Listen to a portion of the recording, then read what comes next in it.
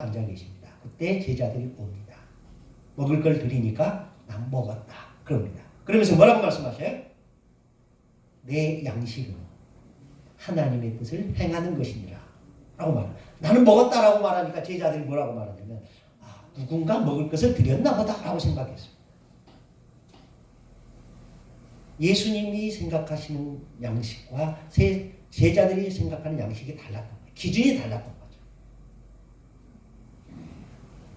여러분들이 나중에 목회를 하면서 그 기준을 세상적인 기준에 맞춰서 살아간다면, 목회한다면 물질을 쫓게 되고요, 사이즈를 쫓게 되고요, 본질이 아니라 비본질적인 것에 목숨 걸게 됩니다. 그러면 결과는 어떻게 되겠느냐? 빤합니다. 나를 떠나라 내가 너를 도무지 알지 못하노라. 이 말 들을 확률이 크다라는 얘기입니다. 그렇다고 큰 교회 되지 말라라는 얘기는 아닙니다. 본질을 지키면서, 진리를 지키면서 그 안에서 크셔야 된다라는 얘기입니다.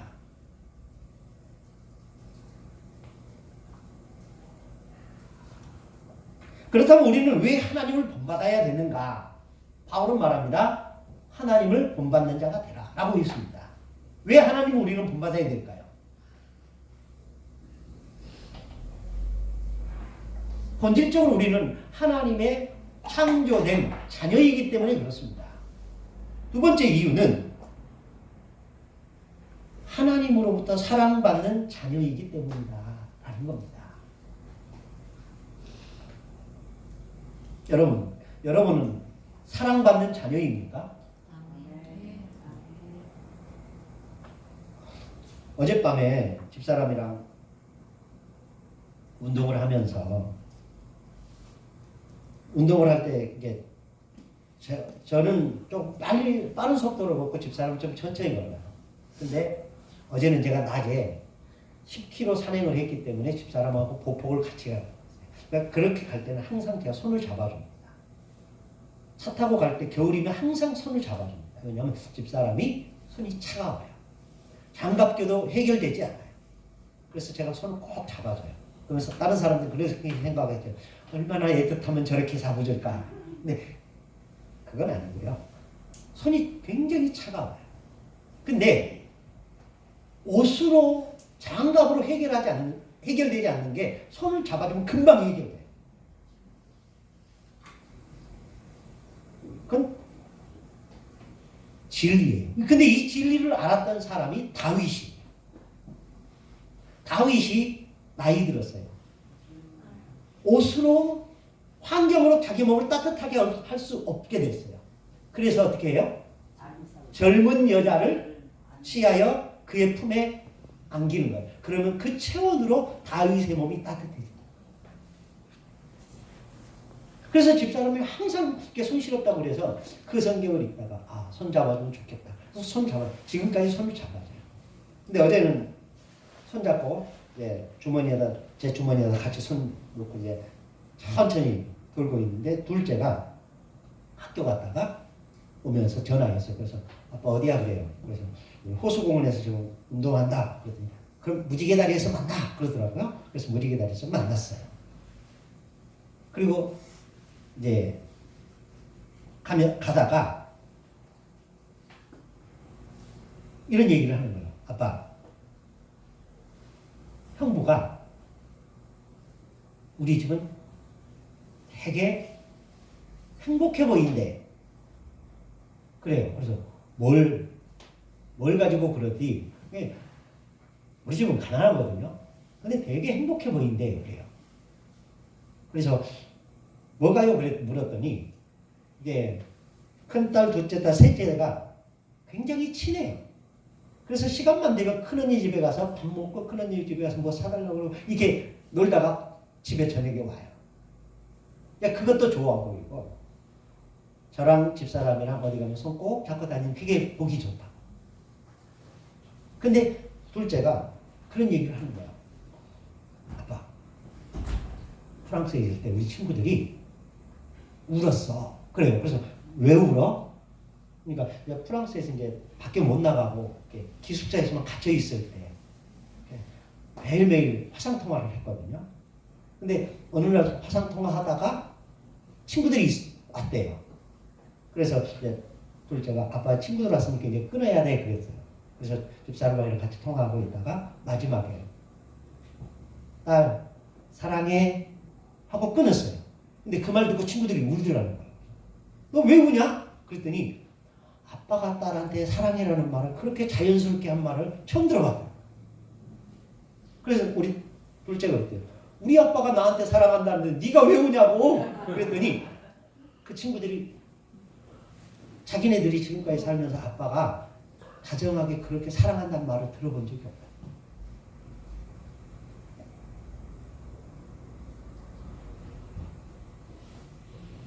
예전에 그 TV 프로에서 아무 말 않고요. 그냥 전화로 아빠 사랑해 하는데 딸도 울고 아빠도 울고 남편이 아내한테 여보 사랑해 하는데 부부가 그렇게 우는 그런 프로가 한 번 있었어요. 가장 흔한 게 사랑이라는 말인데 그 사랑이라는 말은 표현을 안 해요. 근데 성경은 사랑하는 자녀들아 라는 말을 너무 자연스럽게 합니다. 근데 그렇게 사랑받은 자는 닮게 되어 있어요. 사랑 못 받으면 안 닮아요. 부부는 닮는다고 그러죠. 왜 닮는 줄 아십니까?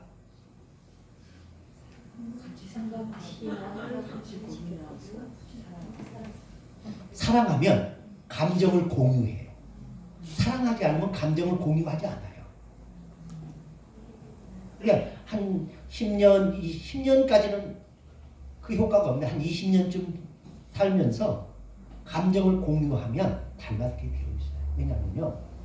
내가 웃을 때 아내도 웃습니다. 내가 슬퍼하면 아내도 슬퍼합니다.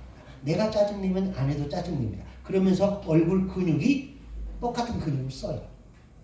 내가 웃을 때 눈은 작아지고 입은 커지죠. 그러면서 그 사이의 근육이 저나 아내나 똑같은 근육을 쓰는 거예요.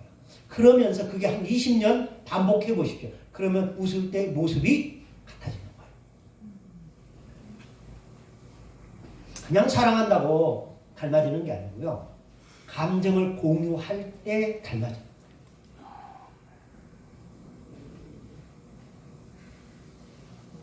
그래서 우리가 하나님을 사랑하면 닮게 되어 있다라는 겁니다. 우리가 하나님을 닮아야지 해서 닮는 게 아닙니다.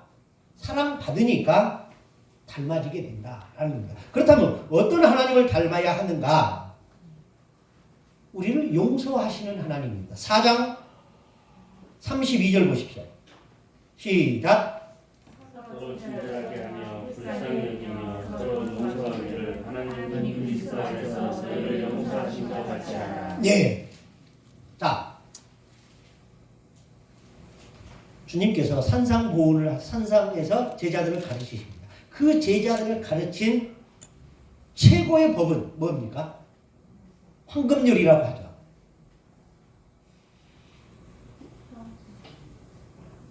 너희가 받고자 하는 대로 주라 라는 이거예요.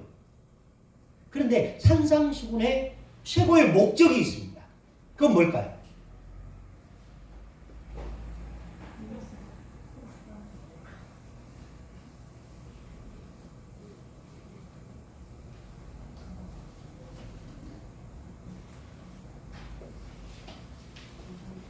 그럼 마태복음으로 가시는 수밖에 없어요. 자, 산상수훈은 어디서부터 어디까지입니까?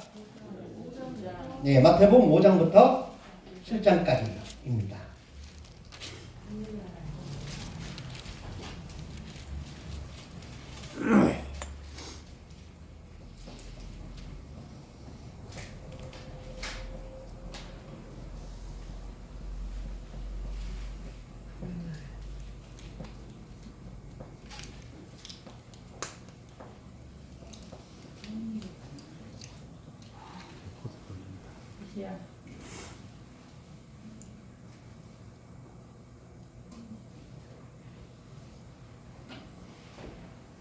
한번 찾아보십시오.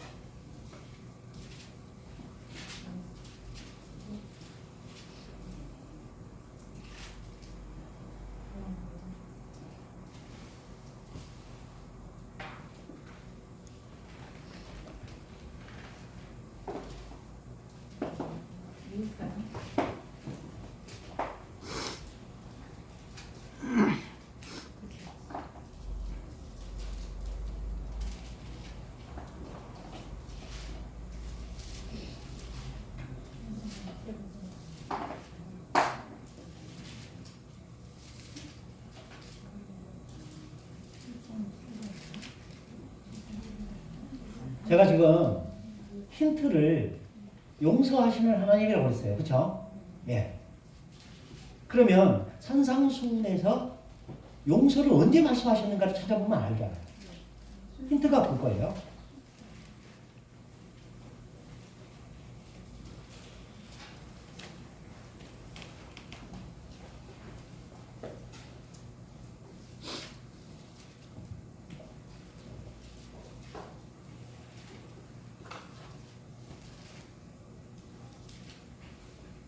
육 장 14, 15절 보십시오. 읽습니다.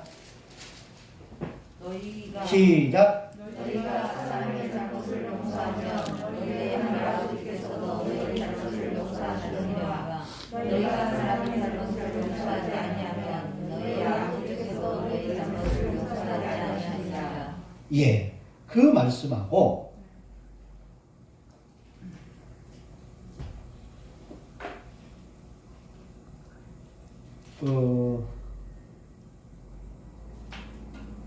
받고자 하는 대로 주라. 12절, 7장 12절 읽어보십시오. 시작.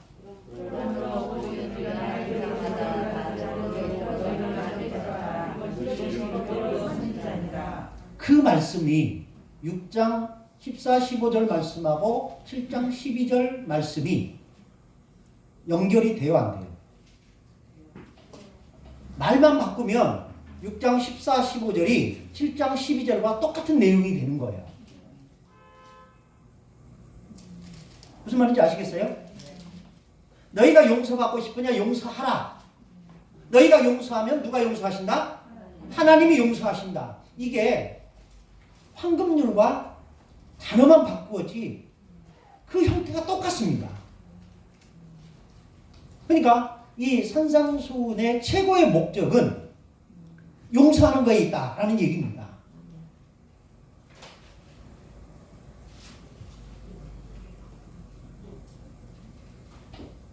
아직 무슨 얘기인지 이해 안 되시나요?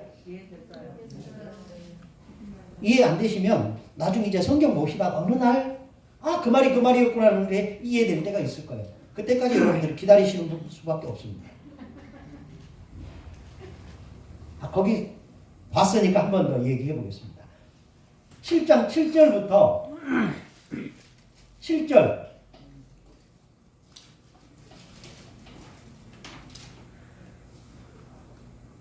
8절 한번 읽어보겠습니다. 찾으라 문을 두드리라 그러면 너희에게 열릴 것이니 구하는 자마다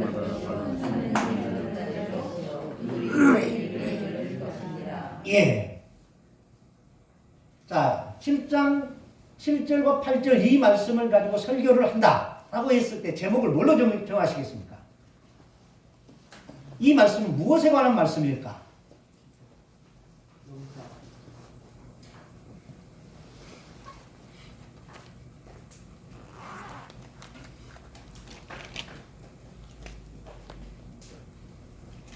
구하라. 그리하면 너희에게 주실 것이요. 찾으라. 그리하면 찾아낼 것이요. 문을 두드리라. 그리하면 열릴 것이니. 구하는 이마다 받게 될 것이고 찾는 이가 찾아낼 것이고 문을 두드리는 이에게 열릴 것이다. 이 말씀은 무엇에 관한 말씀일까? 라는 겁니다. 아무 생각하지 말고 가장 먼저 지금까지 여러분들 들었던 얘기를 표현하시면 돼요. 이건 무엇에 관한 얘기일까? 뭐 하라? 기도하라?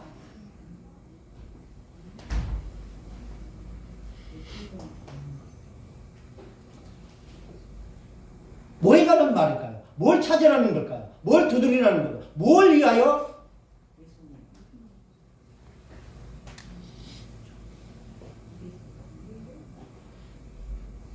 무엇을 구하라? 이를 구하라. 무엇을 찾으라? 무엇을 문을 두드리라? 뭘까요? 선생님 뭐예요? 천국. 맞습니다. 이게 기도에 관한 말이 아니에요. 본질을 보면. 천국을 위하여 그렇게 예스라라는 거예요. 마태복음의 총 주제가 뭐예요? 천국이에요.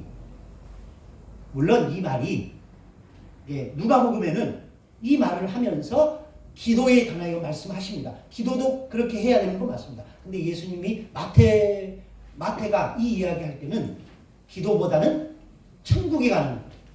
천국을 위하여 그렇게 뭐하라? 애쓰라는 거예요. 천국을 찾으라. 천국을 부두리라. 천국을 찾으라. 천국을 구하라. 이거예요.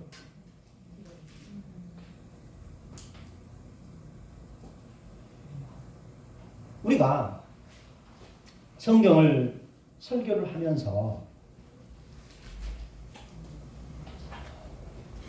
어차피 오늘 의도했던 마지막까지는 갈 수가 없게 생겼습니다. 그래서 다른 데로 한번 가보겠습니다. 마태복음 25장으로 한번 가보시죠.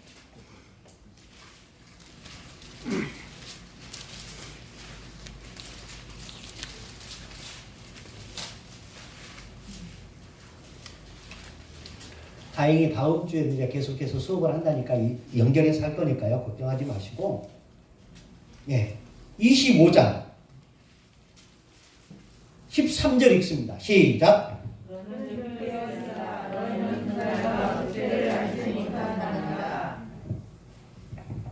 그런즉 깨어 있으라. 너희는 그날과 그때를 알지 못하느니라. 그럼 누가 깨어 있는 걸까요? 여기서 1절 보겠습니다. 1절. 시작.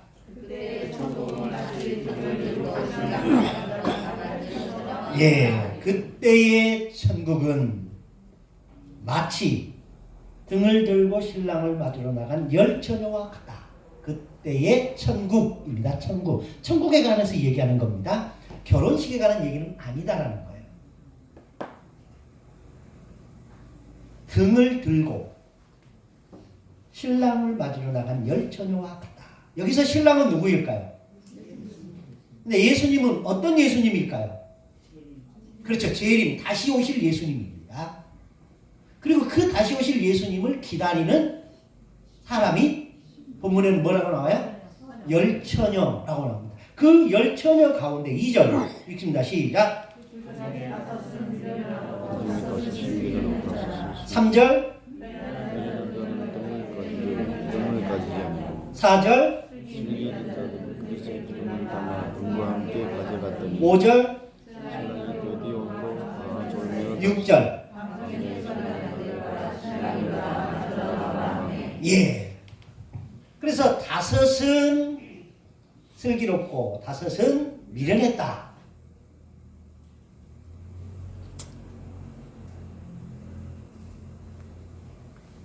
어떤 사람이 슬기롭고 어떤 사람이 미련한 겁니까? 준비가 된 사람. 우리는 깨어있는 사람이 슬기롭고 자는 사람이 미련하다 이렇게 생각하고 싶겠지만 성경을 보면 다 졸고 다 잤다고 그랬습니다. 다 잤습니다. 7절 읽습니다. 시작. 7절부터 12절까지 읽습니다. 예, 그 처녀들이 다 일어나 등을 준비할세 미련한 자들이 집 있는 자들에게 이르되 우리 눈물이 그치고 너희를 슬기는 자들이 대답하여 이르되 우리와 너희가 시기에 다 부족할까 하노니 차라리 너희 쓸 것을 사라 하니 그들이 살아간 사이에 신랑으로 준비하였던 자는 그 혼인잔치에 들어가고 문이 닫힌지라. 그 후에 남은 처녀들이 와서 이르되 주여 주여 우리에게 열어주소서. 대답하여 이르되 진실로 너희에게 이르노니 그런 적 깨어 있어. 네. 자, 무슨 내용인지는 아시겠죠? 예.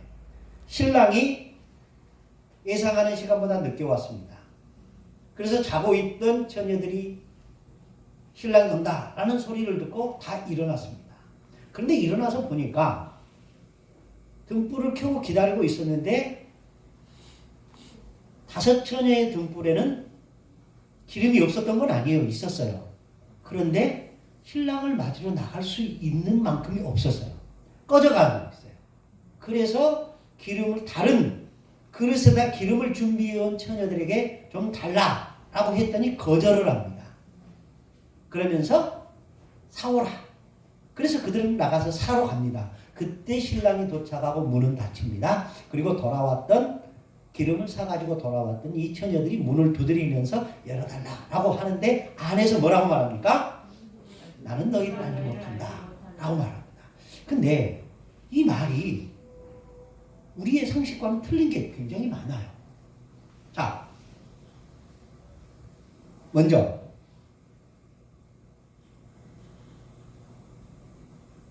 이 10처녀 다 뭘 들고 있어요? 등을 들고 있어요. 그런데 5은 기름을 따로 그릇에다 담아가고 5은 등만 가지고 갔다라고 말합니다. 그러면서 기름을 따로 가지고 간 사람을 지혜로운 사람이라고 말해요. 근데 이스라엘의 결혼식은 밤에 이루어졌습니다. 근데 이렇게 기름이 떨어질 정도로 신랑이 늦게 온 거예요. 그럼 그 원인 제공은 누구에게 있어요? 신랑에게 있는 거예요. 약속된 시간은 약속을 언제 했는지는 모르겠지만 이 처녀들은 이때 올 것이다 라고 기다리고 있었단 말이에요. 이때쯤이면 오겠지. 누구 생각에? 그렇죠. 자기들 생각에. 그래서 이 정도만 가지고 가면 될 거야 라고 생각했던 거예요. 그런데 신랑이 의외로 늦게 옵니다. 그래서 신랑이다 라고 하니까 깨어나서 보니까 불이 꺼져가는 거예요. 그래서 친구한테 좀 달라 그러니까 친구들이 둘 다 쓰기에는 다 부족할까 한다. 그러니 차라리 가서 사라. 그러면 여기서 또 하나 상식과 틀린 게 있습니다. 친구라면 어려움에 처한 친구를 도와야 돼요, 안 도와야 돼요? 여러분이라면 기름 우리가 불이 꺼져간다. 좀 빌려줘. 그러면 주겠어요, 안 주겠어요?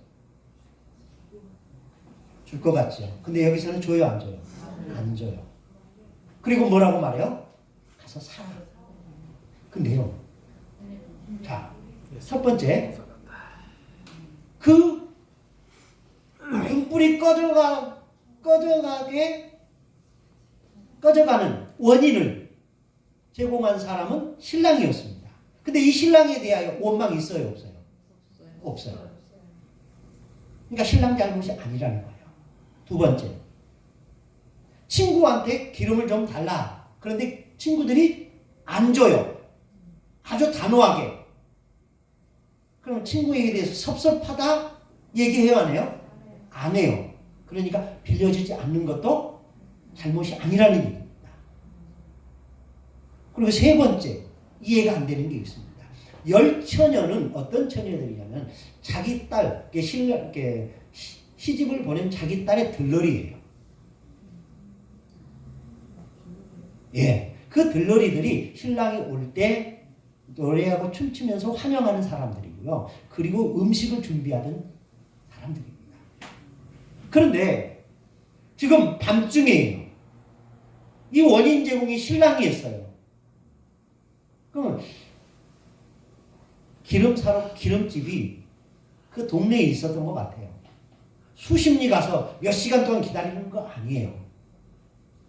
이미 늦은 결혼식이니까 조금 기다렸다가 10처녀가 다 기름을 사올 때까지 기다려주는 게 인지상정이 아니겠네. 이런 생각할 수 있지 않겠습니까? 그렇죠? 여러분 같으면 그렇지 않겠어요? 내 딸을 위해서 아침부터 와서 저렇게 음식 준비하고 노래 준비하고 하는데 신랑 같다고 확 문 닫아버린다. 그리고 문 열어달라니까 난 너를 모른다. 진짜 모르는 사람일까요? 이것도 우리의 상식으로 이해가 안 되는 거죠. 근데 정말 이해 안 되는 건 뭐냐? 깨어있으라 그날과 그때를 너희는 알지 못하느니라. 시간을 알지 못하는 너희가 어떤 사건이 일어나기 전에 그 사건이 일어날 때를 알면 준비할까요? 모르면 준비할까요? 알면 준비하겠는데. 그렇죠.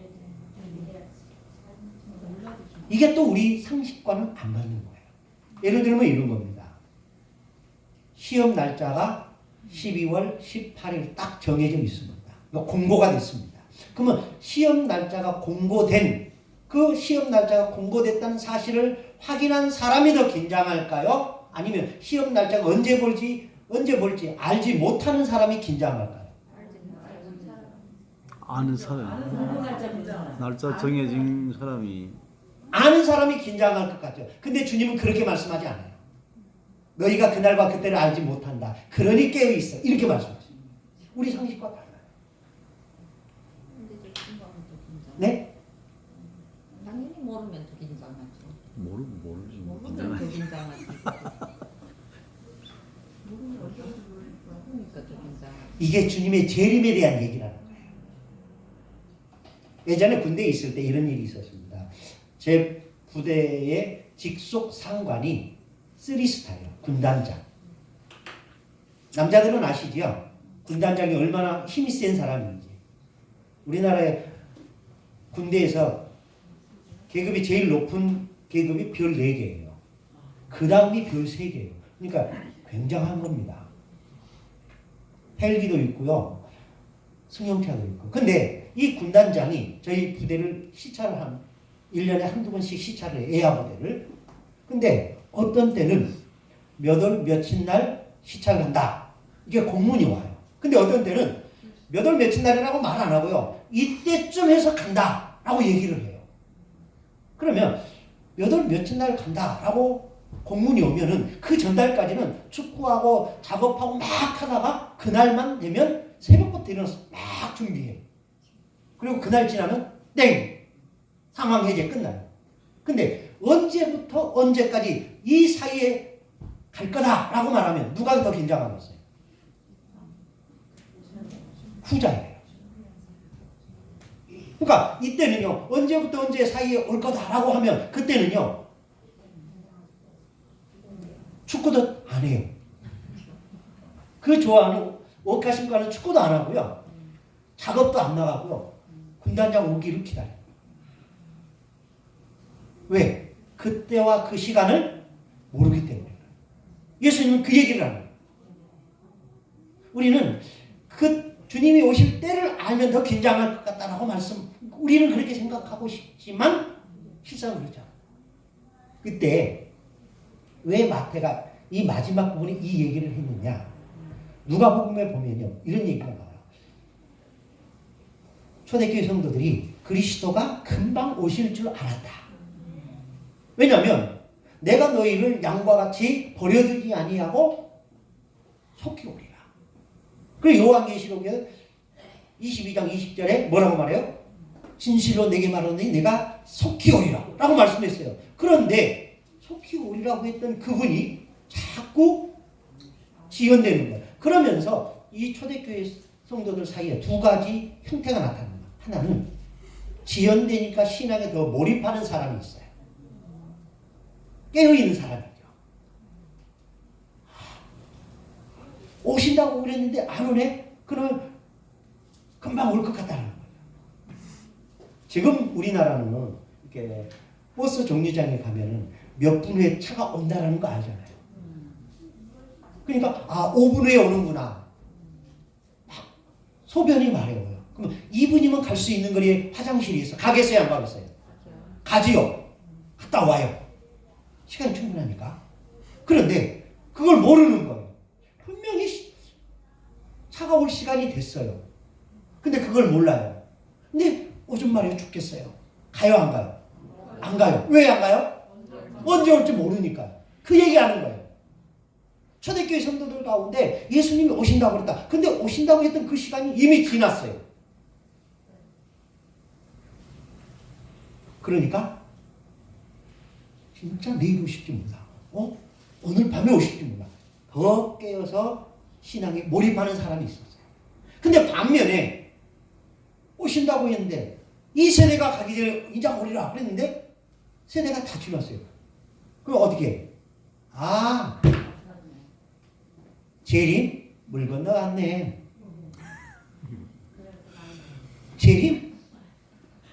그건 열심히 신앙생활하고 힘들게 사는 사람들을 위로하기 위한 말이었지 실제가 아니었네 라고 말하면서 재림, 무용론을 주장하는 사람들이 생겨났다는 얘기입니다.